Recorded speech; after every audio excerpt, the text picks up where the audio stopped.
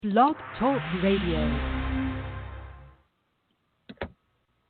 Mi chiamo apura kanu apurai kaitnut ne ye EGUA da medinde Odwirafo Kwesi Nehem Ptah Akhan Akwamuman Amaruka Atifi mu Odwirafo Odwiraman mu.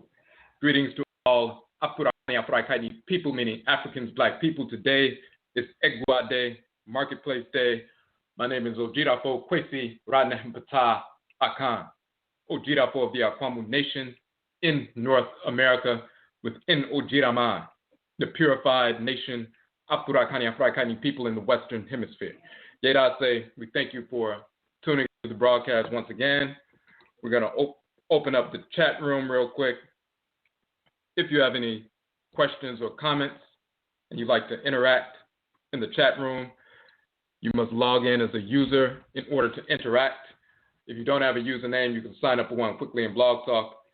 If you have any questions or comments on the phone line, simply hit the number 1 so that we can see that the hand is raised, and then we can connect with the phone line. For those who are new to the broadcast, we have 4 broadcasts on a weekly basis.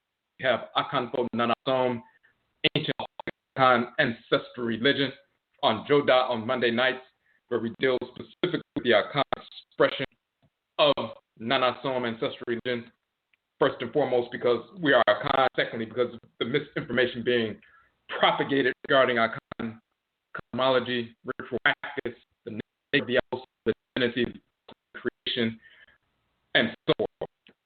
We deal with that in detail, going back to our ancient ancestral heritage, going back to ancient Khanat, which is a title of ancient Nubia. Our people migrated from ancient Khanat after the fall of Kemet a couple of thousand years ago, migrated to the western part of the continent, reestablished the Khanat Empire, the Ghana Empire a couple of thousand years ago.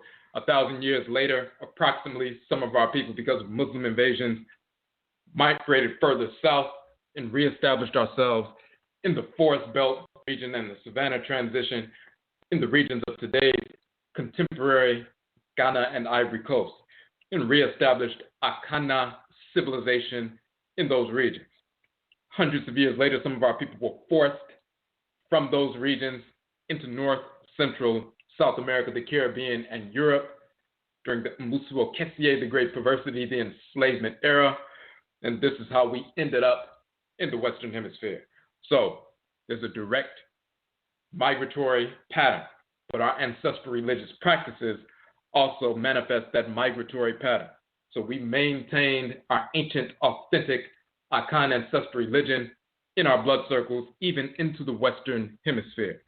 The Akhan tradition in Suriname is called Winti. The Akhan tradition in Jamaica is called Obia. The Akhan ancestral religion in the United States and North America is called Hoodoo, from the Akhan term Undu, which means medicine from roots, trees, plant life. It also means to become heavy with the spirit through spirit possession and communication and so forth. We waged war against the whites and their offspring, powered and guided by our abosom, our divinities, connected to our blood circle, our nananom insama for our spiritually cultivated ancestresses and ancestors. It was hoodoo that guided and empowered us to wage war against the whites and their offspring and force the end of enslavement in the Western Hemisphere. So this is what we deal with on Joda Monday nights. On Abinada Tuesday nights, we have Ojira, which means purification. We deal with ancestral religion in general, not just the Akhan expression, showing how ancestral religion impacts every aspect of our lives. We always state that Ojira purification operationalizes Nanasom. Purification operationalizes ancestral religion. Nanasom, a term for ancestral religion in general, is the ritual incorporation of divine law and the ritual restoration of divine balance. That means through ritual, we incorporate those things, objects, deeds, and entities we need to incorporate in order to harmonize our thoughts, intentions, and actions with divine order. And through ritual, we reject those things, objects, deeds, and entities we need to reject in order to restore balance to our thoughts, intentions, and actions, and thus realign ourselves with divine order. So the ritual incorporation of divine law and the ritual restoration of divine balance, these are the expansive and contractive poles of ancestral religion. No matter where it manifests, anywhere on the continent or wherever we have migrated or are forced to migrate anywhere in the world.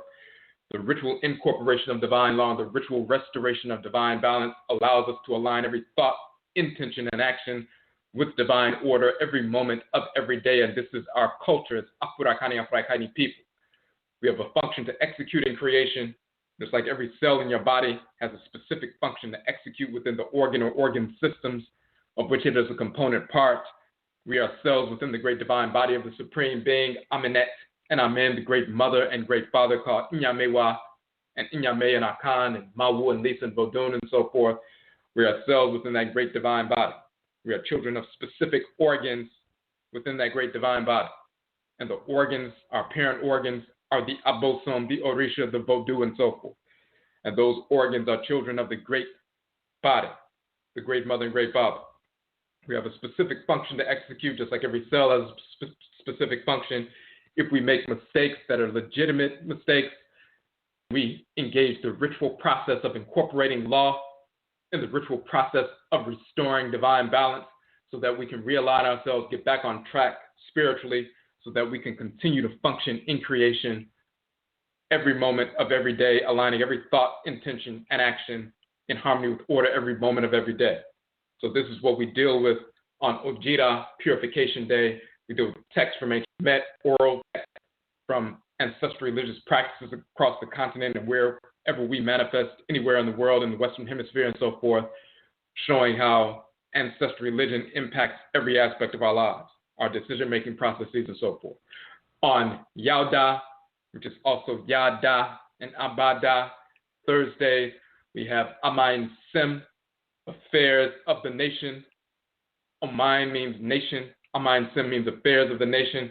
We're dealing with African Black nationism, the purification of nationalism, current events, obstacles, and perceived obstacles that we are facing as an Oman, as a nation, as Afro-Akani people, as a collective, specifically Odwiraman, the purified Odwira Oman nation in the Oman, the Western Hemisphere, the land of the setting sun. Odwiraman means the purified nation of Afro-Akani people in the land of the setting sun, the Western Hemisphere. This is our designation for Afro-Akani people in the West, descendants of those who were forced into the Western Hemisphere during the Musuo Kessie, the Great Perversity, the enslavement era. However, we have forged a locative identity in this region. We have blended ancestral blood circles in this region, facilitated the return of ancestresses and ancestors of our direct spirit genetic blood circles back into the world by blending ancestral blood circles under the direction of our Nananom Nsamafo, our spiritually cultivated ancestresses and ancestors. When we naturally coalesce and are drawn together in a specific region, we're in the western region of Asase Afua, the fertile earth mother. When we interface with her in this region of her body, and the energy emanating from her in this region is unique to this region of her body of the earth, and we interface with her and are infused with the energy of Asase Afua as it manifests in this region of her body. We take in the food, plant life, mineral life, animal life, and so forth, and procure medicine from this region of her body, and that goes into our cells.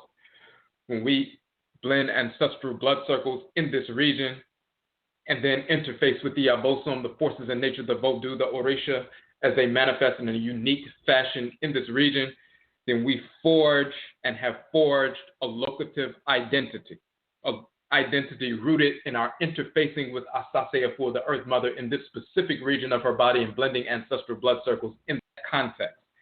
We have forged a collective identity, a locative identity that's unique from other Afro-Akani people on the continent and different parts of the world. So the manner in which we approach ancestral religious practice, ancestral culture, and of course, as we talk about tonight, an ancestral economy rooted in our ancestral religious values is unique to us as a collective. So when we deal with Odwiraman, the purified nation, who we are, And we have Amain Sim Affairs of the Nation that broadcast on Yauda Thursday nights. We're dealing with specific issues that affect us. And we approach these issues from a nationist perspective, dealing with nationism, the purification of nationalism. The Oman, the nation, in the real sense, is a living, breathing entity, just like an organ in your body is an entity with its own energy, with its own spirit, and so forth. And the cells are children of that organ. The cells have their own existence. They have their own energy. They have their own spiritual power. But they, as a collective, they are children of a greater entity, which is the organ, which is a living, breathing, functioning entity with its own spiritual force that governs it. We are component parts of a naturally coalesced collective in a region. We have become an Oman, a nation, Odwiraman, the purified nation, which is governed by specific abosom, specific manifestations of abosom, Orisha, Vodou, and so forth. And we as component cells within this organic structure, we have a specific approach to life, governed by the nature of the divinities that govern us and our region of the Earth Mother we're operating in. So we have a specific approach to nation building. So we deal with nationism, the purification of nationalism. There's a spiritual component to nation building, and this is why we deal with nationism as opposed to nationalism. So that's what that show deals with on Yauda Thursday nights. Tonight is EGUA Marketplace Day. We showcase Afro-Akani businesses, organizations, and institutions, those who are serving the Afro-Akani community in a positive capacity. Also, those who maintain our ancestral religious values in the process of their service to the community. So we've had a number of individuals come onto the show and sit with us for 2 hours and talk about their business, organization, and institution, and how they serve the community and so forth. And we're going to continue that process. We're going to have more individuals coming on. We also have certain shows on EGUA Marketplace Day where we deal with the philosophical foundation regarding our approach to economic development rooted in our ancestral religious values, a holistic approach to economic development. And this is one of those shows. In our OKOM economic development model, which we have published, and we're going to go into that information tonight, we have a specific strategy that we call Starve the Beast and Feed the Pride. That means on a weekly basis, you make a determination regarding what funds you would have potentially wasted with the whites in their offspring, and then you starve the beast and feed the pride. You reallocate those funds away from the white businesses and direct them to the business organization or institution of the week. And we target one business organization or institution of the week in our community for optimal capital infusion. So when we starve the beast and feed the pride, and you take $10 away from a white business you would have wasted at CVS or Chipotle or Starbucks or McDonald's or wherever, and reallocate that $10 to the business of the week, that's a reallocation, redistribution, rerouting of $10. When 1,000 people engage that process, that's a redistribution, reallocation of $10,000 from white businesses to a black business in the course of 7 days. An infusion of $10,000 from white businesses directly into the accounts of a black business allows them to hire immediately within the community, hire full-time our own people within the community, expand their product lines and services to us immediately and perpetually so they can serve us at a greater capacity so that we can access those services and products with them as opposed to going to our enemies, the whites and their offspring. It's a win-win situation. If we do not engage that process, then by default, we leave that $10,000 in the hands of our absolute enemies, the whites and their offspring. By default, we are financing our own oppression. And of course, we receive, and what passes through our hands is over $1 trillion. We spend over $1 trillion in the course of a year. 95+% of that, 950 billion plus, is spent outside of our community, and the remaining 50 billion or so is spent within the community. We can shift hundreds of billions of dollars away from white businesses and redirect hundreds of billions of that 950 that we spend outside of the community back into our community. There are over 2 million black people unemployed. There are over 1.9 million black businesses in the United States. If 1 each business hired one person, the unemployment problem will be solved overnight. We have the capacity to do that just by making simple decisions. When we transfer, starve the beast and feed the pride, and transfer hundreds of billions of dollars away from Walmart and McDonald's and Burger King and all these other stores that are carrying products and selling us products, those products we don't even need, that we're just wasting money on because very often based on self-hatred, self-destructive activity and so forth, we can transfer billions directly from white businesses into our businesses, and they can provide the products and services that we need. So we talk about that process in the OKOM economic development model. We're going to go into that model right now because we want to touch on a specific aspect of that model and focus on this notion of OKOM ne ADE, spirit possession, and material possessions, an ancestral economy. There's an intersection of spirit possession and material possessions. And when we talk about economic development, and when we talk about politics, and when we talk about socialization, when we talk about anything in our community, there's always a spiritual component. There's a spiritual foundation that undergirds our approach to life. Unlike the whites and their offspring who have no spiritual component or any foundation with regard to what they do, they have pseudo-religions with fictional cartoon characters who never existed, such as Jesus and Yeshua, Muhammad, Abraham, Isaac, Ishmael, Solomon, Sheba, Menelik, Brahman, Buddha, Allah, Yahweh, all of these fictional cartoon characters who were not black, who were not white, who didn't exist in any form whatsoever. We've proven that in our book, Kukutuntun, The Ancestral Jurisdiction, proving where all of these fictional cartoon characters came from, but they have no spiritual foundation for their approach to economic development, economic activity. They have that perverse desire towards malice and lust, misguided desire, evil intent to destroy, pervert, and so forth. And that's how they operate. We have a spiritual foundation rooted in the divine order of creation. So we're going to go and we're going to talk about, we're going to go to our, if you go to the OKOM Economic Development Model page, I'll put the link, the direct link to the model, the OKOM Economic Development Model in the chat room. If you're not in the chat room right now, odwirafo.com/OKOM,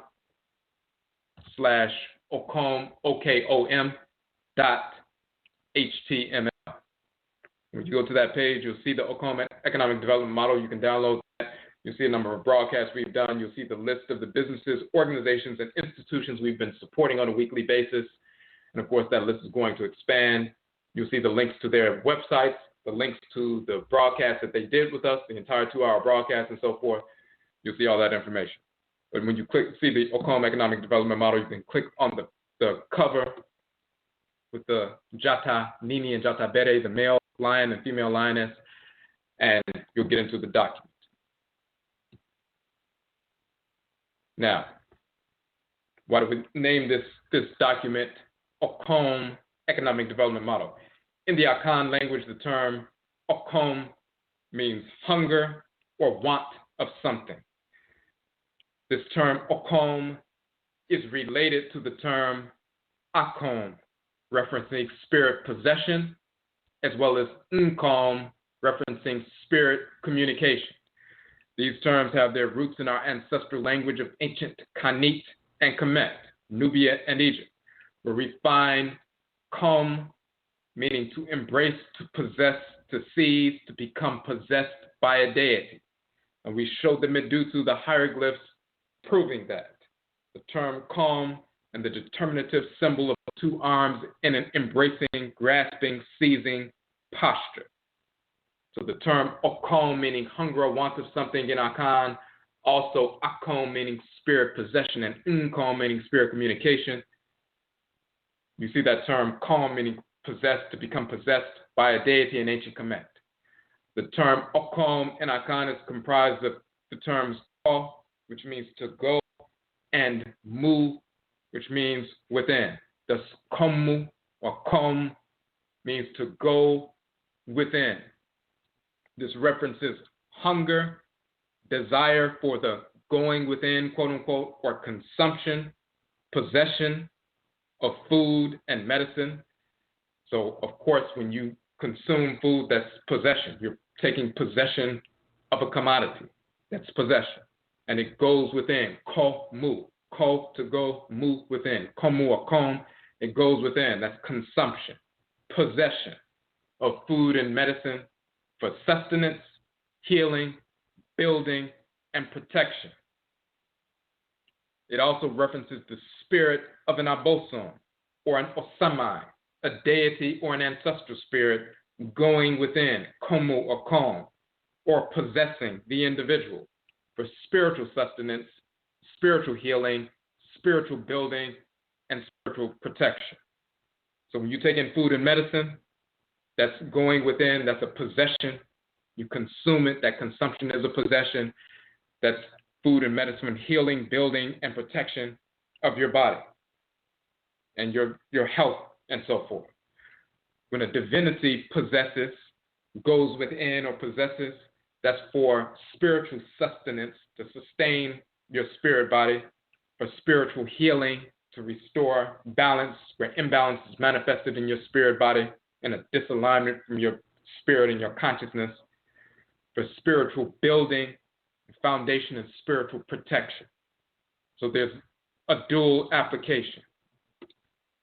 In a natural sense, we say OKOM references our innate inclination to possess that which we need to sustain ourselves, heal ourselves, protect ourselves, develop ourselves, govern ourselves, shelter ourselves, and clothe ourselves. That's an innate inclination we have. OKOM, or hunger, the desire to pull something within and possess, that innate inclination towards our own sustenance, sustaining ourselves, healing ourselves, protecting ourselves, developing ourselves, governing ourselves, sheltering ourselves, clothing ourselves. Those are 7 needs. That constellation of 7 needs resounds the 7 principal values of what we call Ancestral nation building restoration for Akwamu people, as delineated within Akwamuman, Amaruka, Atifi, the Akwamu nation in North America, which is us, of course. The 7 principal values of Ancestral nation building is a constellation of 7 values rooted in a natural cycle. Now we're getting to the holistic set, the holistic approach to economic development, nation building, and so forth. 7 principal values of nation building restoration. Where do these 7 principal values derive from? The solar, lunar, and planetary bodies, which govern the 7-day week, which is a 7-day recurring cycle, which affects all natural cycles on Earth, including the biological cycle within your body called the circumseptan cycle, which means about 7 days. Every 7 days, your body renews itself physiologically in certain areas, in certain manifestations. So it's called a chronobiological cycle, a circadian rhythm, the circumseptan cycle, meaning every 7 days there's a renewal that's directly connected to the 7-day week. It's a cyclical recurrence of the positions of the solar, lunar, and planetary bodies that govern each one of those 7 days. They govern all natural cycles on Earth, including your chronobiological cycle, your circumseptan cycle, your circadian rhythm that manifests every 7 days. So when you have a solar, lunar, or planetary body that governs each day of the week and gives its energy and lends its energy to each day of the week and colors each day of the week, carries a specific dominant energy each day of the week, and it affects your physical organs and systems and so forth in a cyclical fashion every 7 days, constantly renewing itself, just like the cells in your body are constantly renewing themselves in that cyclical fashion. Then when you have a set of 7 principal values that derive from the energy that govern each one of these 7 days, then you have a holistic set of 7 values. Every single day, you have an approach, and you have a value that carries the energy of the day.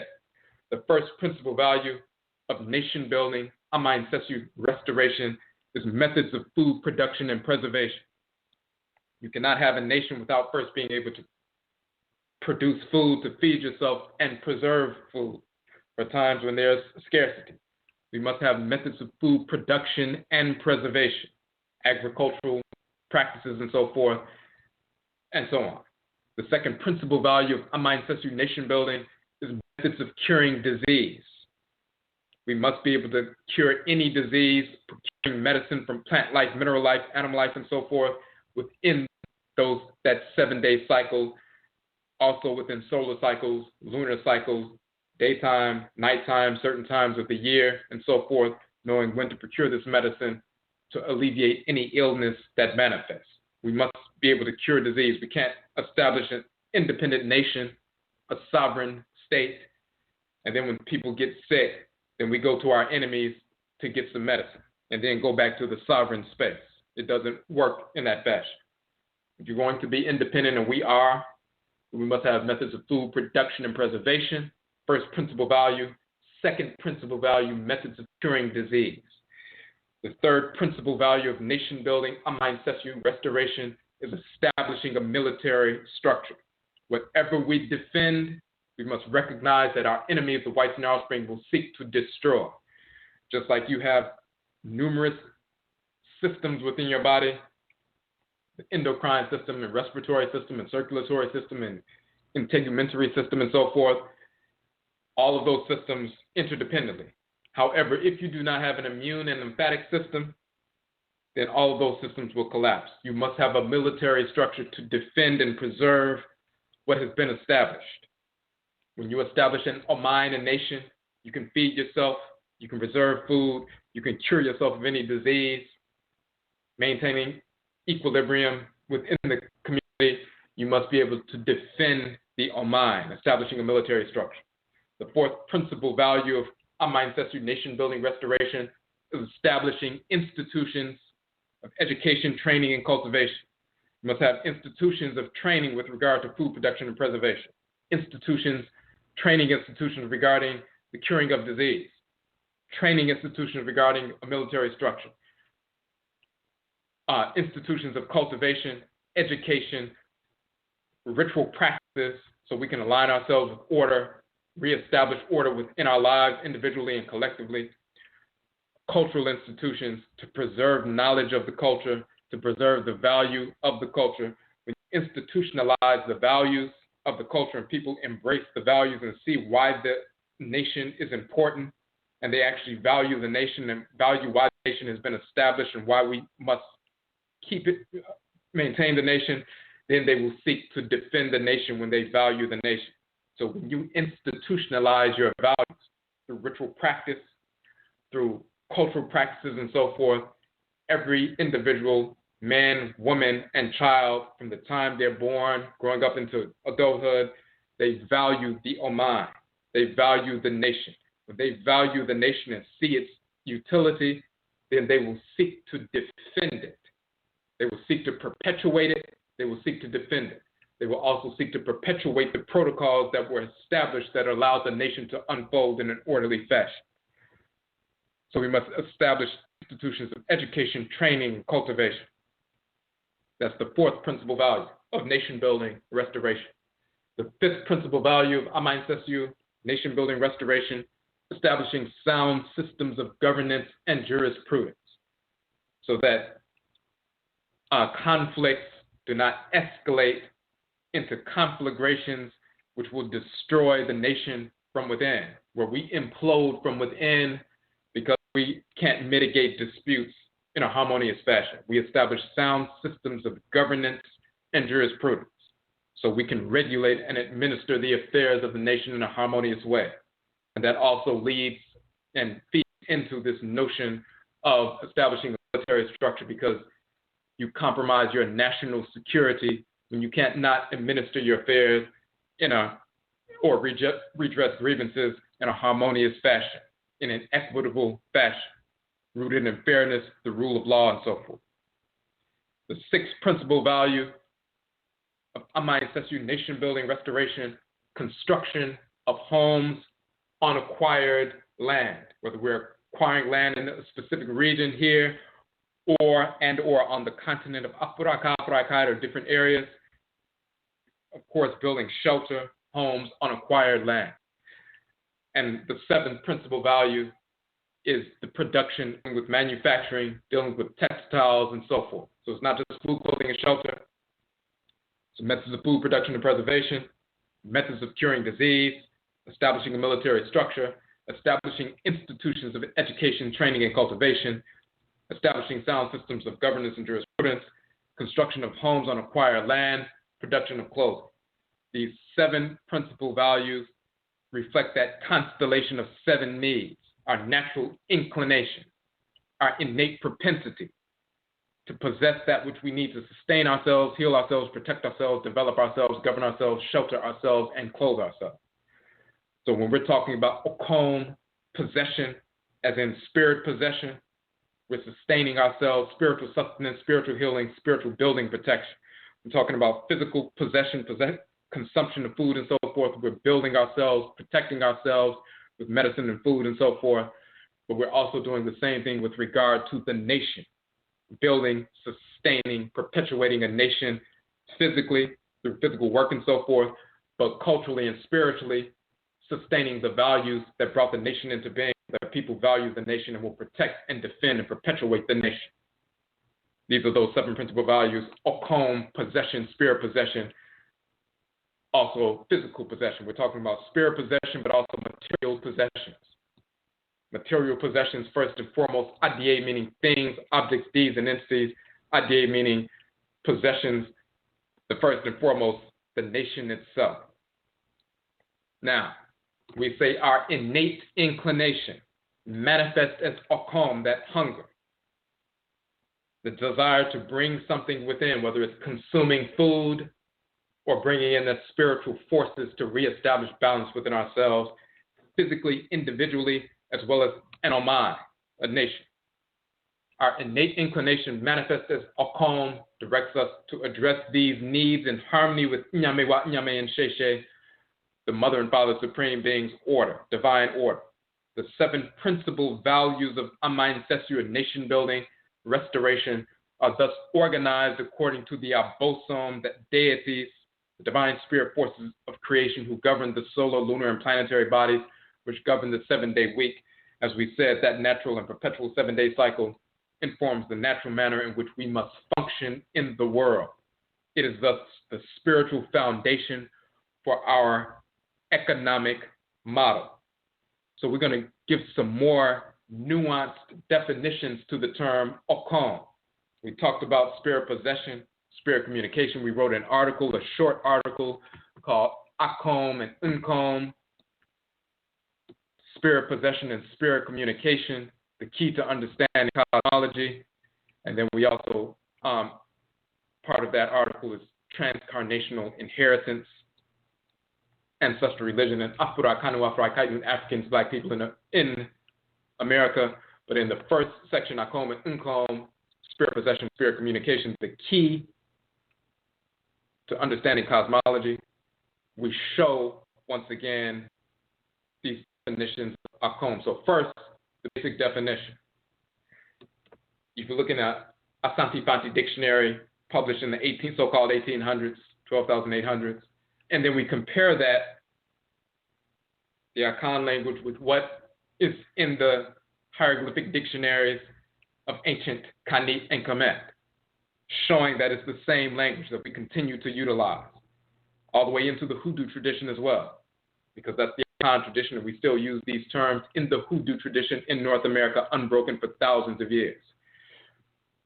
In the Akhan language, as we said, calm, dealing with possession, spirit possession. In the dictionary, for example, the compiler of the dictionary in the 1800s says, calm, to dance wildly in a state of frenzy or ecstasy, ascribed by the quote-unquote natives to the agency of a fetish, meaning a divinity. This is how they were describing that. The practices of a fetish man or someone who deals with the abosom, that term fetish was used as a negative connotation, to prophesy, to soothsay, to foretell, oracular divination, and so forth. But to dance wildly in a state of frenzy or ecstasy, what they're talking about is spirit possession, possessed by divinity, and the spirit possession dance called AKOM. That's in the Akhan language. Then you look in the language of ancient Kemet, the term ka, if you look in a hieroglyphic dictionary, to fall into an ecstasy, to prophesy during a frenzy. So in the hieroglyphic dictionary, totally different set of scholars working on different subject matter. They say "kon" means to fall into an ecstasy, to prophesy during a frenzy. You can the Akhan language in the Akhan language dictionary, "kon," to dance wildly in a state of frenzy or ecstasy, ascribed by the natives to the agency of a fetish, to be possessed with a fetish, to prophesy. Exact same term, we have the proper vocalizations in the Akhan language because we continue to speak the same language. Kom in the Akhan language, another definition, to bend, bow, to incline, to turn aside, to be inclined, to bend, and so forth. You look in the hieroglyphic dictionary, kom, to bend, to bow, to submit, to bend away, to be burdened, occupied, but also to have influence over someone, to gain the mastery. When someone becomes possessed by the abosom, the orisha, the voodoo, and so forth, sometimes the terminology used is they become a horse, and the divinity rides them like a horse. It takes up residence, alights upon them, and they become a horse. So, of course, in Zora Neale Hurston's book, The Divine Horseman, she's talking about spirit possession. They become a horse and become mounted by the divinity. That's the bending or the bowing dealing with calm. Calm meaning to bend or bow or incline in Akhan.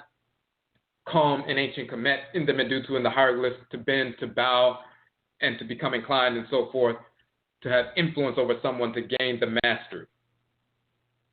Calm in Akhan meaning to possess. It means hunger, but it also means to possess, a state of being possessed with a divinity. Then you look in ancient Kemet, koma, to grasp, to seize, to lay hold upon, to hold, to possess, to contain. So we have these different definitions in both the contemporary Kanit language or Nubian language, Akhan language, same definitions. You look in the Medusa, the hieroglyphs, the exact same definitions, and of course we have the vocalizations. So very often they will say, well, they didn't use vowels in ancient Kemet. They simply use consonants. Of course, that is not accurate. When you actually look at the terms and look at the vocalizations, you will find that the same Medusa continuously show up, manifest as the vowel sound. For example, in the Akhan language, the same in the Yoruba and Ebe and Fon and Igbo and Kikongo and so forth. And we've proven that in numerous times, numerous publications. Further nuanced definitions to the term calm. Related term, calm with two M's, quiet, still, silent, peaceable. When you become quiet, still, equilibrated, make yourself receptive, and then you become receptive to the divine forces in creation and the Nsamanfo, the ancestresses and ancestors.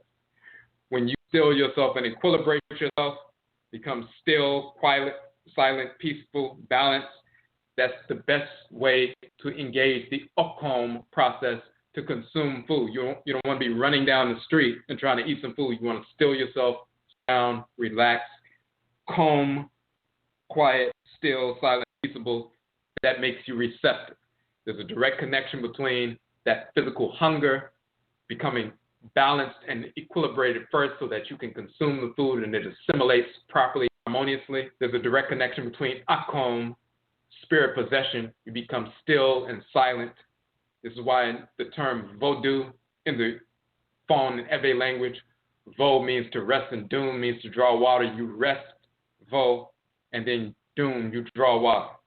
The name of deities, forces in creation of the Vodou, is a function of resting and drawing water. You become still, you become equilibrated, and then you become receptive, and then you draw water. You go through that water gate into the spirit realm, the gateway to the spirit realm, and become possessed by the Abosom. So there's a connection between the physical hunger, the OKOM, the going within, consuming food and medicine and so forth, the spiritual going within, or komu, becoming equilibrated first so you can become receptive. Kom, K-O-M-M, also means neat, complete, entire, intact. So when you become equilibrated, balanced, peaceable, receptive, complete, entire, and intact, you become whole and so forth, and now you are quote-unquote eligible to receive the infusion of energy, or Tumi, divine power, as it's called in Akhan, Ashe in the Yoruba tradition, or Ashe in the Yoruba tradition, the divine power of the Abosom, as well as the Nananom Nsamanfo, the spiritually cultivated ancestresses and ancestors. We also have the term OKOM, which means oracle, possession, communication, revelation, and so forth. So spirit communication is OKOM. The related term nkomo literally means a conversation, to speak conversation. Nkom is spiritual communication. You can become possessed spiritually when the spirit enters your body, just like we used the example. If you're driving a car and someone gets into the car with you and you get in the passenger seat and they take the wheel and begin to drive, there are two entities in the vessel. You used to be directing the vessel, but you moved to the side periodically, or you got in the back seat. Another entity now is in the vessel with you. They have taken the wheel and they're driving. You can see everything that's taking place, but you're just not in control of the wheel right now. But when they leave the car and you get back behind the wheel, now you're back in control of the vessel. When someone is possessed by an Abosom, a divinity, or one of the Nananom Nsamanfo, one of the ancestresses and ancestors, two spirits are taking up residence in the vehicle or the vessel, in the physical body. You take a back seat, and the Abosom or one of the Nsamanfo, they're in the driver's seat at that point. You can witness what's taking place, but they're in the driver's seat. They bring messages of healing. They bring the divine power, the Tumi, lay hands on people, heal, bring balance to situations, direct people in proper fashion. And then once the possession is done, the spirit disembarks from the vessel or leaves the physical body, and then you get back in the driver's seat. That's possession with OKOM. But then you have AKOM, but you have NKOM, which is spirit communication. Sometimes you can communicate without becoming fully physically possessed, just like you have a communication with somebody that you're sitting next to and you have a free flow of communication. They project their sound vibrations to you. Those sound vibrations cause your eardrums to oscillate. You can feel the sound vibrations of someone speaking. It affects your physical body. It affects your spirit. And then you respond by projecting sound vibrations containing the meaning that you're trying to convey to them, and it stimulates them as well. Ritual song, as well as ritual prayer, those sound vibrations when released provoke the energy of the Abosom, provoke the energy of the individual or entity that is being projected towards. So you can have NKOM, spiritual communication, where there's no full body possession, but you're still communicating with the spirit. Or you can have AKOM, which is spirit possession, where they enter into the body, physically getting inside the body. Spirit communication, they're projecting sound waves and projecting energy and so forth that does enter you, having taken up residence inside your body temporarily. Koma is one of the terms for the heart. The heart as the center of the bodily system, the akoma, but then also the heart as the center of affections and so forth. Akoma is the term for heart.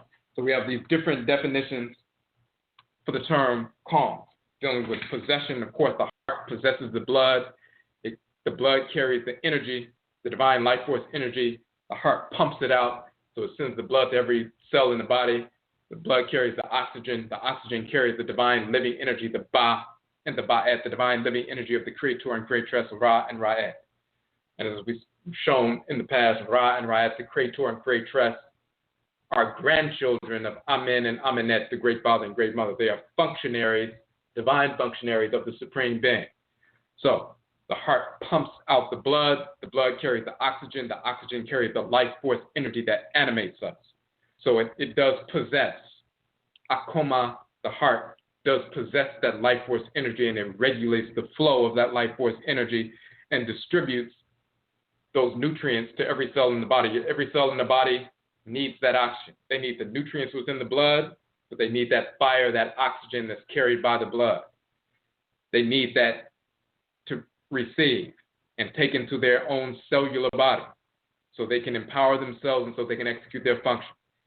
The heart possesses that life force energy and the nutrients within the blood, sends it out, and then your cells possess that energy. They consume, they receive that infusion, they take possession of that. That's a possession of seizing or grasping, possessing those nutrients, possessing those material possessions that will allow them to function harmoniously.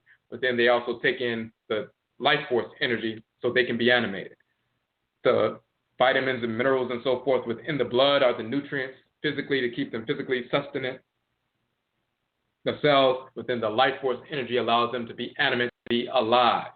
So they take in through OKOM, through that hunger, through that possession, nutrients, but also life force energy. There's a connection between spirit possession and material possessions. The same thing is true with us. Spirit possession, the forces in nature, the embodiments of divine order. The abosom, the orisha, the vodou are the embodiments of divine order. They regulate order within the great divine body of the Supreme Being. Just as your organs regulate order within your great body. Your body is like the Supreme Being, the great father if you're male, the great mother if you're female. Afro-Akani people only, of course. Your organs are smaller bodies within your great body. They are the children of your great body. They are the orisha, the abosom, the vodou within your body. Then the cells are the children of the organs. That is us, Afro-Akani, human life, as well as plant life, animal life, and mineral life. We are the cells within the organs within the great divine body. Deities are the organs that regulate order within the divine body, within creation. When we align with them, then we're aligning with order. So we need to receive from the forces in nature that orderly dispensation of energy. We receive that from them, and then we can order ourselves. We become, of course, animated, but then we also have that orderly structure that we can receive from them. We can learn how to utilize our energy in a harmonious way. The best means by which we need to utilize the energy to affect what we need to affect in the world, function properly in the world, interact with one another in the world, protect ourselves, defend ourselves from our enemies in the world in a harmonious fashion where we protect ourselves, build what we need to build, and not destroy ourselves in the process. Defend our communities from our enemies, but not destroy ourselves in the process, or destroy the Earth Mother in the process. The White Nile Spring, for example, would attack their enemies using nuclear warfare, but also destroy the Earth in the process.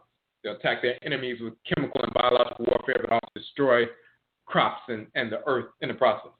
We would use chemical and biological warfare to kill our enemies, as we did during enslavement, to poison the White Nile Spring, kill everybody in the house, in the big house, and so forth, and free ourselves. But we wouldn't destroy the crops in the process. We're not going to destroy the Earth Mother in the process. We're not going to destroy one another in the process. So we can defend ourselves, maintaining the integrity and the purity of the Earth Mother and our community in the process.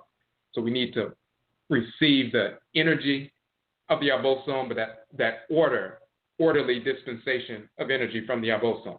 When we receive that order from them, that consciousness of order, then we can regulate our lives and restore balance in our communities where imbalance has occurred. When we receive the energy from the abosom, the forces in nature, and it's transmitted through our ancestresses and ancestors of our specific matric clans and patric clans, then the unique way that our people utilize the energy of the forces in nature is different than another clan. We're talking about intra-Afro-Akani clans. Just like your brother or sister or cousin may be able to eat a certain food, but you're allergic to it. You have to honor those distinctions. We're from different matric clans and patric clans. We have ancestresses and ancestors who learned how to navigate their way through life in the world based on their unique spirit genetic makeup, and they can show us how to utilize the energy of the abosom based on our specific clan affiliation. And therefore, we can execute our function based on the unique clan that we come from, utilize the energy of the abosom for that process, restore balance whenever we need to, heal ourselves whenever we need to, but function harmoniously. There's a connection between spirit possession, receiving that dispensation of energy, material possessions, so we can build, so we can sustain, so we can perpetuate. later in the document, the OKOM economic development model, we say as we fully embrace our collective identity, as Afro-Kaini people, African Black people, we naturally recognize and embrace our collective function as a group of people separate and distinct from non-Afro-Kanu, non-Afro-Kainu, non-Africans, non-Blacks. This includes white Americans, white Europeans, white Asians, white Hispanics, Latinos, white Arabs, white Hindus, white pseudo-Native Americans who are just migrant Asians, invading Asians, etc. We are distinct physically and spiritually from all non-Black people and have absolutely no common nor collective function with them, just as healthy cells in the body have no common nor collective function with cancerous cells that exist within the same body. The cancerous cells have a temporal existence under normal natural circumstances and are ultimately eradicated, while the healthy cells are the foundation of the perpetuity of the physical body. Acknowledging our collective Afro-Kaini African identity and function spiritually prompts us to consciously work with one another to address the constellation of 7 needs addressed above. That is the key to this ancestral economy. That's why there must be a spiritual foundation. When you know who you are, why you came into the world, what your function in creation is, what abosom divinity you are a child of, why you have a specific configuration of energy, why you're naturally inclined towards certain activities and thoughts and inclinations and behaviors and occupations, and disinclined from others because you came into the world to execute a specific function in creation. When you understand that function and understand that your function is interdependent with regard to other Afro-Kaini people in the communal body, as well as plant life, animal life, and mineral life, when you understand you have a collective identity and function, that then spiritually prompts you, because you're living this function. You didn't just read about it. You experience your unique configuration of energy based on your clan affiliation. And you're naturally drawn towards certain activities. You cultivate your energy, just like someone works out every day to cultivate their musculature and so forth. You cultivate your unique talents, your unique energy, your unique consciousness, and then you refine that, and then you utilize that to execute your function in creation and serve the Afro-Kaini community as well as your own individual family and so forth. When you engage that process because you live that process and you know exactly who you are and you follow what your Ka'et, the deity in your head region, is drawing you towards consistently, then you're acknowledging your collective identity. Just like every cell in the body recognizes it has its own function, but its function is interdependent and works with other cells as well, instinctively. Doesn't have to be taught that, but instinctively functioning harmoniously as an entity, but also interdependently with other cells and organ systems, instinctively. When we know who we are and we embrace ourselves as who we are, embrace the Ka, or the Ka'et, the deity dwelling in the head region, and allow that divinity to guide our thoughts, intentions, and actions every moment of every day. And if we make mistakes, we engage in ritual practice, ancestral religion, to reincorporate law and restore balance to our thoughts, intentions, and actions so we can keep moving forward. We're acknowledging our collective identity in that fashion because we're living it. Then that spiritually prompts us to consciously work with one another communally to address the constellation of 7 needs addressed above, talking about the 7 principal values of nation building. We do not have to be taught to work together. It is an intrinsic, innate propensity. It is OKOM, that hunger, that possession rooted in Nyame and Sheshe, divine order. That's why the spiritual foundation is key. You learn who you are. You work with your krawa, your soul, your divine consciousness, your orderee. Learning who that divinity who incarnated in the world with you in your head region is. Why it's pulling you towards certain thoughts, intentions, and actions and disinclining you from others. When you begin to align with that every moment of every day, then you function harmoniously individually, but you also function harmoniously with regard to your interdependent functioning with other Afro-Kaini people. You are realizing your collective function, our collective function. Then you're naturally drawn to work together with other Afurakani and Afrakani people. Just like your cells are naturally drawn, not just the heart cells don't just work within the heart organ and reject all other functionings with regard to other organs and systems. They operate based on their natural propensity, their innate inclination to work interdependently. They don't have to be taught that. And when we engage spiritual practice, that aligns us properly, so we don't have to be taught, hey, let's work together. When you engage in spiritual practice, ritual practice, get your life on track, and have ritual practices just in case you make legitimate mistakes to get yourself back on track, then that innate propensity to work together with other Afurakani people manifests itself very strongly. And then we utilize a strategy, and the strategy is starve the beast to feed the pride.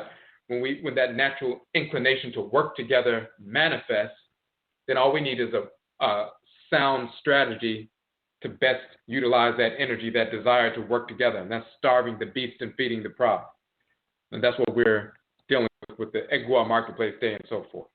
But it starts with that spiritual foundation, spirit possession, the forces of nature entering us and directing us to operate in a certain fashion based on our unique configuration of energy. When we utilize that energy, employ that energy in a harmonious fashion, then we can establish these material possessions. First and foremost, we're talking about the 7 principal values of nation building, not spiritual or material possessions as in Louis Vuitton bags and nonsense like that. We're talking about the material possessions, nation building. Ancestral. Methods of food production and preservation, methods of curing disease, procuring medicine and so forth from plant life, animal life, mineral life, establishing a military structure, establishing educational institutions, training institutions, institutions of cultivation, ritual and spiritual, cultural, and so forth, establishing sound systems of governance and jurisprudence, engineering, building homes on acquired land, and of course, establishing clothing, manufacturing clothing, textiles, and so forth. These are those material possessions that are undergirded by that spirit possession. Spirit possession leads us to a certain approach to material possessions. This is what we're dealing with the OKOM economic development model. We want to get, if you have any questions or comments in the chat room, of course, you can send those in. If you have any questions or comments on the phone line, simply hit the number 1. So, and just to finish up that piece, what we're having, when we talked about we have business, organization, or institution on a weekly basis. We've had a number of businesses come through, and you can see the links on the page. We're going to have more, scheduling more coming up in the next few weeks. And we're leading up to our 2nd annual AKYISAN conference, Ancestral Religious Reversion, which will be on March 12th in Washington, D.C., an all-day conference dealing with ancestral religious reversion. AKYISAN means to return back, revert, reversion, not conversion. We don't convert people to something. That's converting people to something that normally they would not embrace.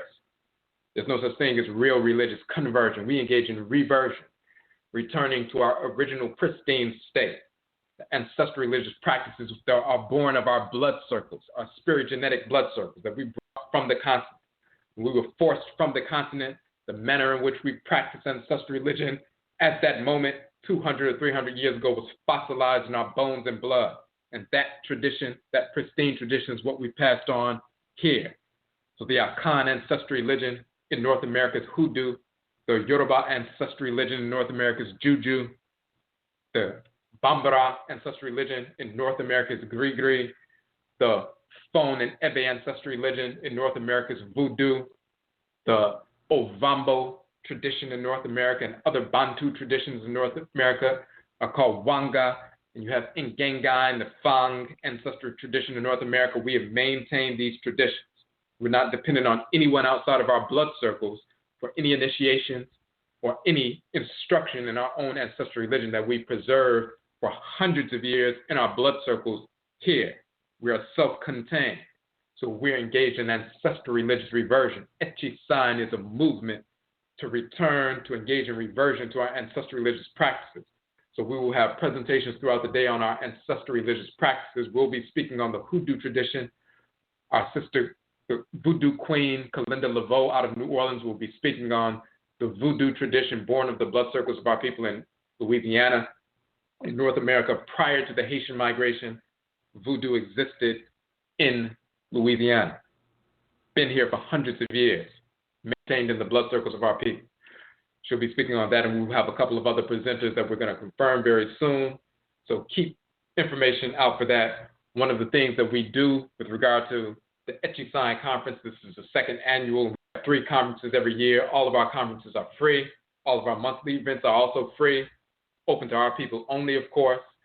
We give away a free copy of one of our softcover books at every event that we have. So you come to a free presentation or a free conference, you receive a free book when you come to the conference. We've given away over 1,200 softcover versions of our books. We have 24 books out to date. We have more coming out. We've given away over 1,200 books to our people who have attended our presentations across the country until we ran out of books. So we're going to continue that process. This time, we're going to have an EGUA marketplace, a number of vendors. By the way, we have about 3 vending spaces open left. So if you would like to vend, go to the AKYISAN page on our website. We have about 3 spaces left. The event is from 11 a.m. to 7 p.m. on that Sunday, March 12th, all day. The all-day event, one table is $30. That's the vending fee for the entire day. We provide a 6-foot table and 2 chairs. So we have about 3 spaces left. It's first come, first serve. You can download the vending registration application on the AKYISAN page on the website. On our regular website, we also have an AKYISAN page on Facebook. The other piece that we're doing, we'll be publishing the 2nd volume of AKYISAN Ancestral Religious Reversion. That will be released on the day of the event, just like we did last year. That book will have articles on various expressions of ancestral religion born of the blood circles of our people here in North America, just like the book did last year. But of course, in the back of the book, we have our EGUA marketplace. All of the vendors will be at the event. All of their businesses will be represented in that marketplace. But in addition to that, we have other businesses, organizations, and institutions. If you would like your business, your organization, your institution, the work you're doing in the community, if you would like to advertise that in our journal, then we've opened up that process, and we've done that with our different conferences and different books as well. Our journal, we publish, of course, like all of our books, ourselves in-house on our own printers in color. It's an 8.5 by 11 magazine size book in full color. So if you would like to place an ad, you can do that. You can go to the AKYISAN page, and you'll see the rates and so forth. 1/4 size, 1/4 page ad is $25. A half page ad is $35, and a full page ad is $50. So $25 for 1/4 page, $35 for a half page, $50 for a full page, and of course that's full color, 8.5 by 11. The reason we're doing that, of course, is because this is a marketplace. Over the past few years, because of the work that we have put in and because of the fact that you have been sharing our videos, sharing our books, of course, all of our 24 books, we have the softcover versions, but we also have the ebook versions.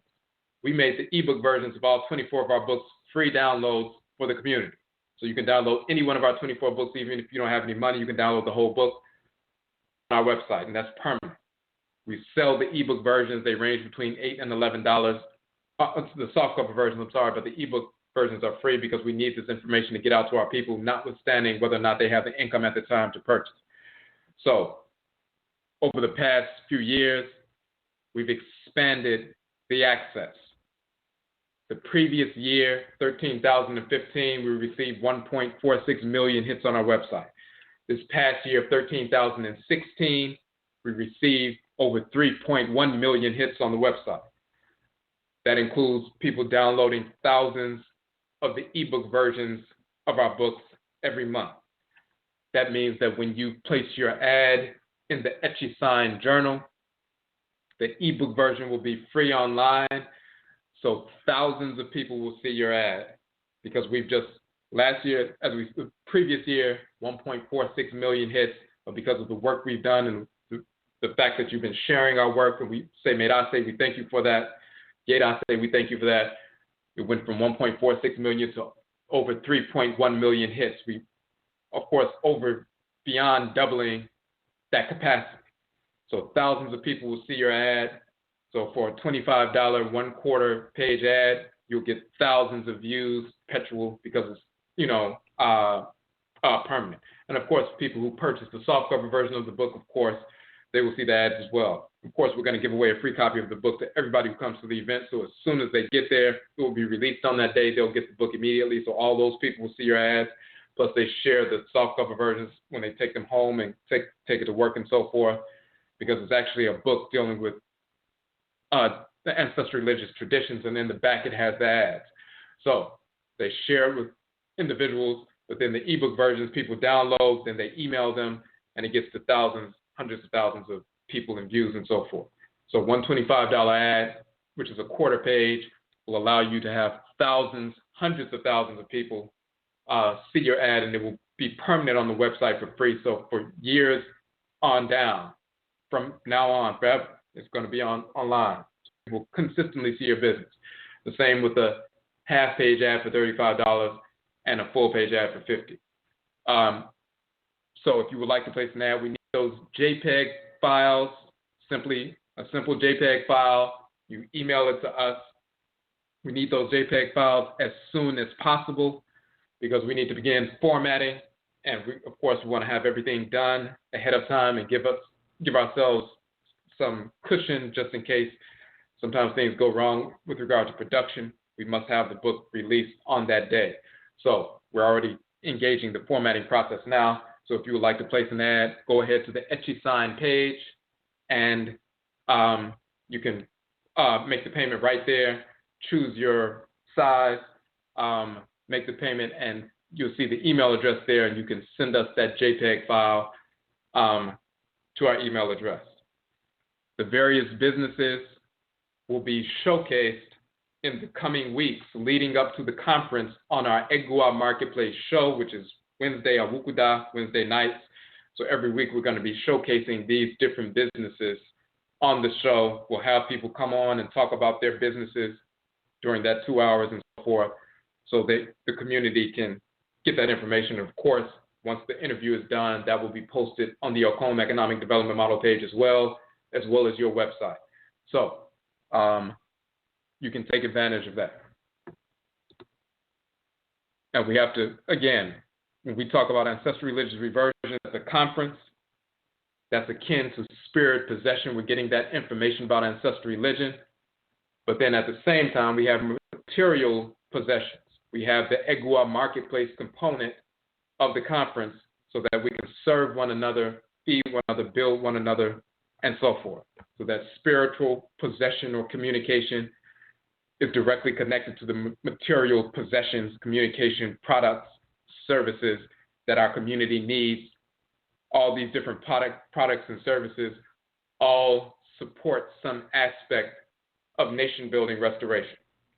The kind of products that we promote, they must be connected in some form to these 7 principal values of nation building. When you have natural soaps and natural hair care products and things like that, that's serving our people in a higher capacity. When you showcase your homeschool or your homeschool collective or your study group in the journal, then you empower people. Some people have taken out an ad, just a $25 ad for their study group. If they have one or more people that they've connected with online and they're studying our information and incorporating that into their lives and transforming their lives, they'll place an ad showing that they have a study group, and that empowers other people to say, you know what, I need to start a study group myself with one or more people online or in person, and people begin to spread that information. That helps empower people, and people come out to the workshops and transform their lives right where they are right now. We've sent out a link to our Odwiraman Afurakani Manhood Training Initiative. We have our book, Odwiraman Afurakani Manhood. The ebook, of course, is free. When we do workshops for young as well as older Afurakani males, men, we go through the Afurakani Manhood book. Oberima, it is a manual for manhood, 7 sections based on the 7 days of the week and the solar, lunar, and planetary bodies that govern each day of the week, and the principal values of manhood that govern each day of the week. So every day of the week, you have an opportunity to align with the principal value of manhood that governs that day and carries the energy of that day of the week. You have a manual for manhood governing every day of the week to align you and realign you throughout the course of your life. Over the past year, we've had over 16,600 downloads of our Oberima Afurakani Manhood book, reaching thousands of our people right where they are right now. Everybody doesn't have a father figure in their life or a positive male role model in their life, but when they download, study the Oberima Afurakani Manhood book and begin to incorporate those 7 principal values of manhood every day of the week, constantly renewing that knowledge of these principal values, they realign themselves, they stop engaging in self-destructive behavior. We have individuals who stop smoking, stop drinking, and so forth. We also have our Akhuamuman substance abuse abstinence program and ritual method associated with that to assist our people overcoming alcohol and marijuana and cigarettes, tobacco, and other drug addictions and so forth. We've already had that piece in place, but that's just one component.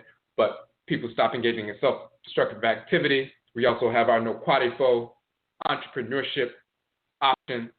Anybody who would like to become self-employed immediately, notwithstanding your previous work history, you can do that immediately. You can become a distributor of our 24 books. You're self-employed, working for yourself. You're not working for us. You simply purchase the books from us wholesale, 35% off, and then you sell them retail wherever you are. When we have options for our people, we talk about spirituality. Again, spirit possession, but then there must be a manifestation of material possessions rooted in that spiritual foundation. We talk about spiritual culture, cultivating ourselves, realigning our thoughts, intentions, and actions so that our behavior is reflective of order. We establish sound relationships with our spouses and significant others prior to marriage. Reestablish sound relationships with our children, with family members, other community members, and so forth. Those are things spiritually grounded. Once you get to that point and you've purified yourself, we need to have an option, because one of the number one problems, of course, that we have is that lack of economic development. So we can talk about spirituality and purification, but that spirit possession must lead to some material possessions that further the development and the sustenance of the nation. So we must have an economic option, and we have that. Odwirafo, we have people right now who distribute the books wherever they are. We can't reach everybody in every part of the nation, but where you are, where people are not accessing the books, you can be the distributor there amongst your friends, family, coworkers, people you work with, and so forth. And we have that option. So anybody, our people only, of course, who would like to work, generate income, extra income, or just income in general, you can begin that process immediately. Notwithstanding your previous work history, you can become a distributor. You can go to our publications page and see that information, download the distributor information document, and see the different discounted prices and so forth. Make your first order and start studying information as you're waiting for the order to come in the mail and so forth, and start that process immediately. We made that option, of course, available to those Afurakani young men as well as adults who go through that training. Not only do you transform your mind, your Adwini as an Afurakani man, but then you also have immediately an option for economic development right away. So we don't have to immediately send our people to the White Narrow Spring. We have an entrepreneurship option that exists instantly, because we have built the capacity going from a few years ago to 400,000 hits on our website to 3 years later we have over 3 million. Because we have built that capacity, now you can take advantage of that capacity that we have built over these past few years. You can place your ad in the journal and take advantage of the hundreds of thousands of views that you will be able to access because we built that capacity. This is part of the process of that collective identity, that collective working together, that communalism and so forth When we talked about an Oman, a nation is a living, breathing entity, and the different cells are component parts of that entity functioning in harmony with the deity that governs that entity. This is what we're talking about. When you build capacity, then you give an opportunity or an option for other communal members to take advantage of the capacity you have built, because that furthers the development of the clan and development of the Oman of the nation. And when you can gain some development, then you can do the same thing for someone else. And it just continues to unfold in that fashion. So, as we said earlier, if you would like, we need the JPEG files in as soon as possible. And also, for those who would like to vend, it's about 3 spaces left, as we said. So go to the AKYISAN page on the website. If you would like to place an ad for your business, for your organization, for your institution, for your study group, or even just a personal ad just to support the work that we are doing, you can do so as well. If you'd also like to support the work we're doing in a different fashion, any purchase of our books assists us in this process. It assists us for the free book giveaway. It will also assist us with the regard to expenses for the venue, as well as assisting the out-of-state presenters with their travel expenses, because, of course, the event is free. So we would like to assist them with their expenses as well as the venue expenses and the free book giveaway. So we left the sell button. Previously we had a sell our entire 23-book set plus the additional 24th book that's coming out very soon. That entire 23-book set, which is 24-book set, for $91 plus $9 shipping, which is $100 for the entire 24 books. We had that sale a few weeks ago. We decided to extend that. Some people missed it because of paydays and things like that, but we extended it because this is a way for us to raise funds to cover these expenses we need to cover. So 24 books for $100, but we also have our regular sale of the first 5 books for $40.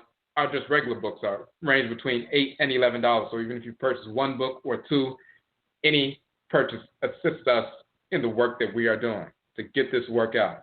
We have the 24 books free downloads, but the softcover books is the way that we generate revenue to cover the expenses and do everything that we're doing. So we have a couple of questions in the chat room. Does eating the proper foods also assist with harmonizing and aligning with the Ka?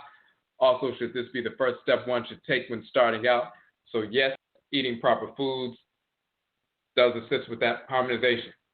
Anything you engage in, anything that you ingest has an effect upon you. Whether it's what you're listening to, because that's consumption, what you're seeing, that's consumption, the company you keep and the energetic projections from other individuals and entities, that is consumption that's impacting you. The same thing with food. Whatever you put in your system, is it creating balance? Is it nourishing you, empowering you, or is it creating a disturbance? Is it creating disorder? Is it creating disease?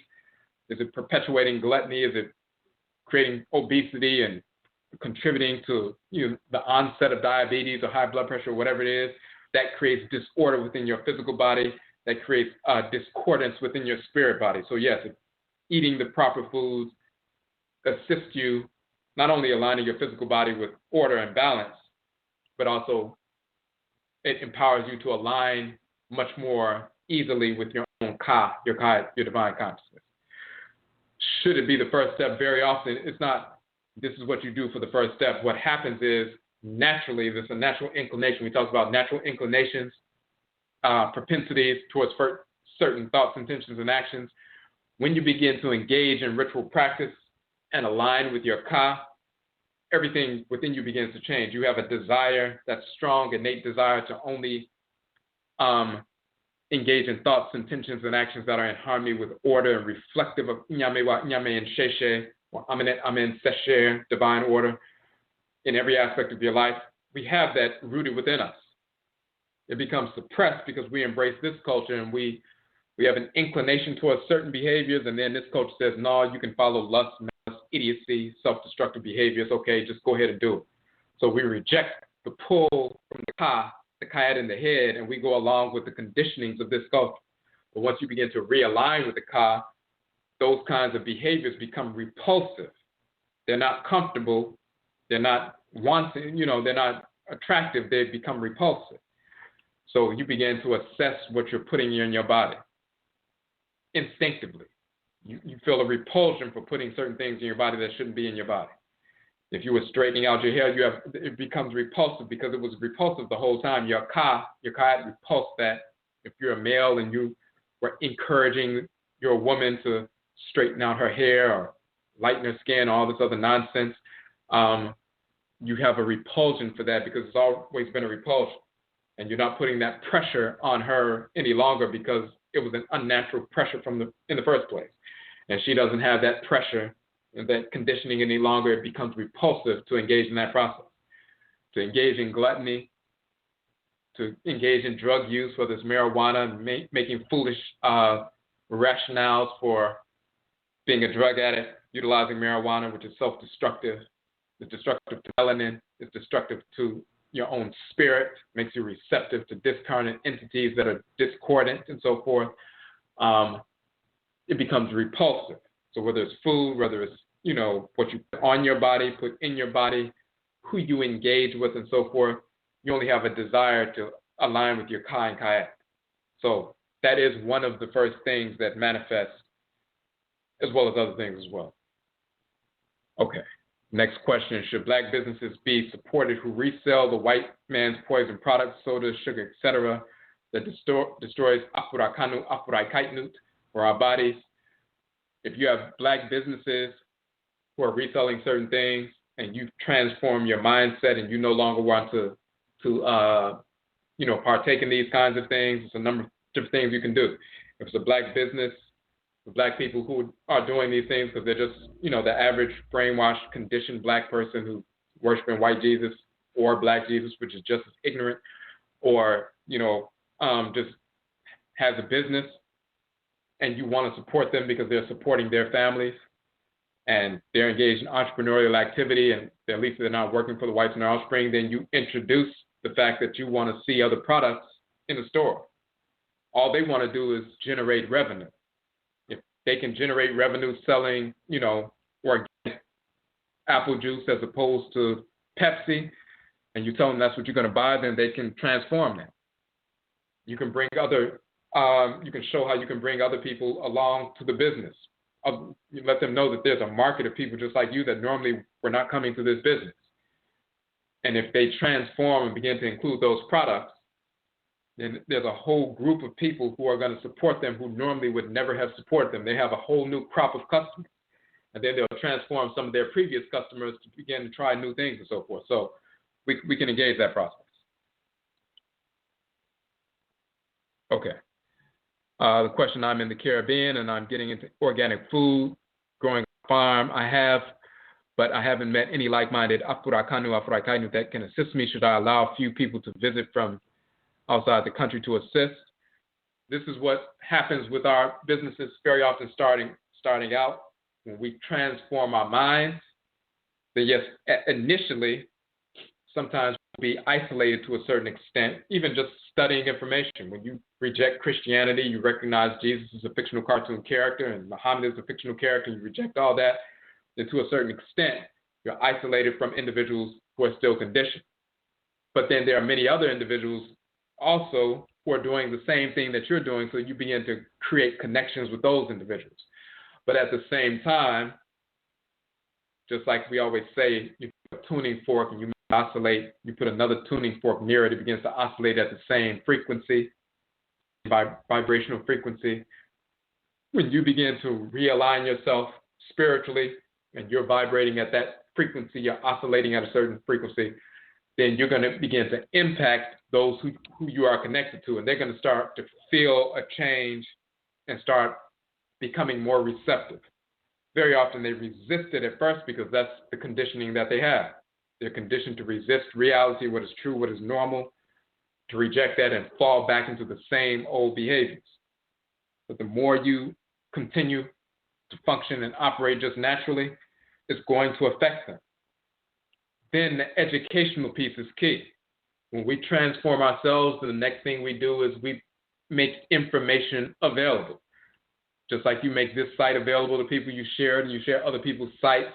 We have a number of different sites on our OKOM economic development page of all the different people who've come onto the show. We have their links to their websites, the links to the interviews and so forth. And then they share other sites as well. It's exponential growth and so forth. We must educate our people.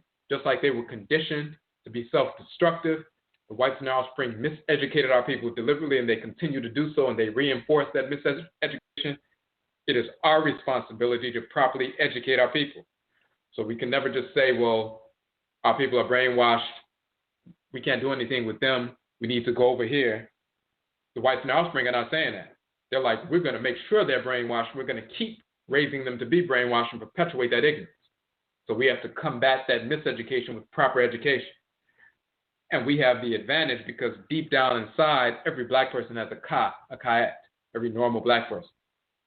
So they have an inclination rooted within their being towards proper behavior, towards harmonious behavior.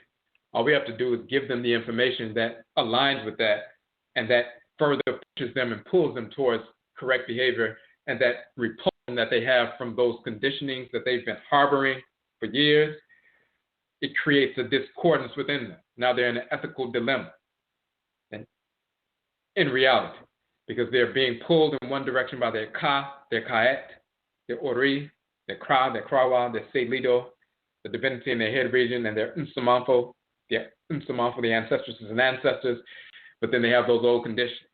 And that division or that fracturing and that uncomfortable, spiritual dilemma that they face and encounter, that's a good thing. They need to feel that uncomfortableness. They need to feel that fracturing. They need to feel that separation. They need to feel that discordance, because it alerts them to the fact that there's something wrong. It's like your pain center in your brain. It's not a negative thing. You don't want to shut your pain center down and take pain medication to make sure you're not having pain.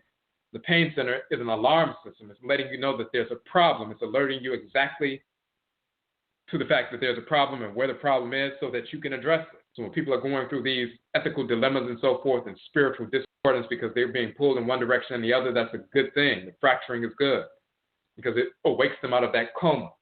And they start to realize and they have to make a decision now. Am I going to go along with the conditioning?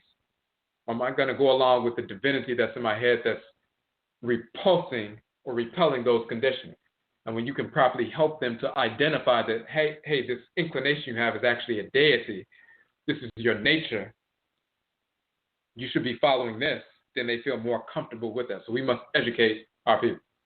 Just as we do with the EGUA Marketplace show, we're educating our people. It's one thing to tell people, hey, there are, over $1 trillion that we spend as Afro-Akani people in the course of a year. We're spending $950 billion with crackers and only $50 billion with our own people. We need to change that up and spend those billions, and we can employ all of our people. Everybody has heard those statistics. Not that they don't understand that that's a reality. What stops them from moving forward and making the simple choice to patronize black businesses and seek them out? Because they've been conditioned to do otherwise. Until you go in and change the programming through ritual practice, embracing your ancestral culture and aligning with your own ka, if you don't engage that spiritual practice, that spirit possession, allowing your own ka to possess and govern your thoughts, intentions, and actions, then it won't lead to material possessions in a harmonious fashion. The whites and offspring understand that, so they seek to keep us away from ancestral religion, to demonize it, denigrate it, so we'll only want to embrace their perverse culture so they can constantly keep us enslaved mentally. And those conditionings are self-perpetuating and renewing, self-renewing. But when we break free from those conditionings through ritual practice, engaging in our ancestral religious culture, ritual practices and so forth, we snap out of that coma. Once you snap out of that coma, your natural propensity to support one another and work in a collective fashion, in a communal fashion, it manifests instantaneously. So you have a desire to seek out black businesses and to support. You don't just, like, for example, click share and click like on Facebook, and you have 1,000, 2,000 people clicking like on a page, liking the books or liking the business and so forth, but not one person actually supports it. They just click like and share. That's a conditioning. Clicking like and share, making yourself believe that you're participating, but you don't really have to participate. You don't really have to support the black business. If you click like or share, you can continue to support white businesses, but pretend like you're supporting the black businesses by liking and sharing. But then at the end of the day, the white businesses are still being supported and the black businesses are not. And black businesses are collapsing and white businesses are expanding because we're still conditioned. So the spiritual culture of breaking from that coma is first. Once you break from that coma because you actually engage your ancestral culture, then our natural inclination to support one another in business, socially, politically, economically, and so forth, that manifests instantaneously. You don't have to teach that. We just have to educate people on spiritual culture, and it comes forth. Only thing we need is a proper strategy to accommodate this new spiritual awakening. So we have starved the beast to feed the pride and feed the pride, as well as putting in place always an economic component rooted in spirituality with regard to our conferences and the marketplace, and people can shop all day at the marketplace from 11 a.m. to 7 p.m. And then because we built, as we said, built this capacity over the past few years, and we have over 3 million plus hits, then when you place that ad, then you can take advantage of that. And one $25 ad can generate thousands of dollars in business, initially a few $100s in business instantaneously just from a $25 ad. A couple of sales just because you place the ad in a journal that thousands, literally hundreds of thousands of people will see. You get the $25 back within the first day, and then everything after that, you generate funds. We have to give our people these opportunities. The whites and offspring are not going to give those opportunities. You try to advertise in their magazines, it's going to be hundreds of dollars or thousands of dollars. Or, of course, people on the Super Bowl paying millions of dollars for 30 seconds, but of course they know that they're going to benefit from that $1 million+ purchase. We need to have our own organs, periodicals, and so forth, own options, websites, and so forth, where we can provide these platforms for our people to reach our people. Since we've reached millions, then because of the free information that we put forward, then we should be able to offer that, what we've built, that capacity we've built to the community. Those who engage in spiritual culture ritually, they awaken themselves, break free from that coma.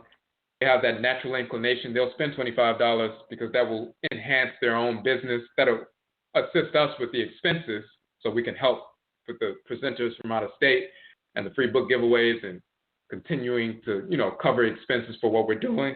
But it will also help with the business owner, him or herself, or the organization owner or, institution owner and so forth. It will enhance your own business, expand your brand, expand your access to the community and so forth. You'll reach people you never reached before. It's a win-win situation. If we don't engage that process, then you'll spend the $25 at Chipotle or something else. So we have to have those opportunities, but we have to educate our people. That's key. Broadcast, again, go to the AKYISAN page on the website. If you would like to vend, download the registration application there. We have 3 spaces left. Again, we do provide 1 6-foot table and 2 chairs, $30 for the entire day. And the kind of people who come out are the kind of people who support black business. So every time we have our vending, EGUA marketplace, our vendors do well because we only have a limited number. We have like 11 vendors, basically, a small number. We don't duplicate the different products so people can come in, and the kind of people who come out are the kind of people who are engaged in ancestral religion or are interested, and they have that natural propensity to support black business. They're not the type who would just walk past and not support anything and, go to the white store after the conference and spend all their money there. They want to support black business and so forth. So you can do that.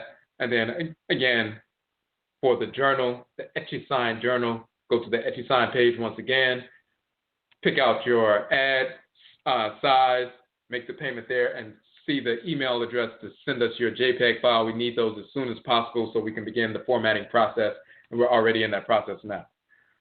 So, again, Yedase, we thank you for tuning into the broadcast.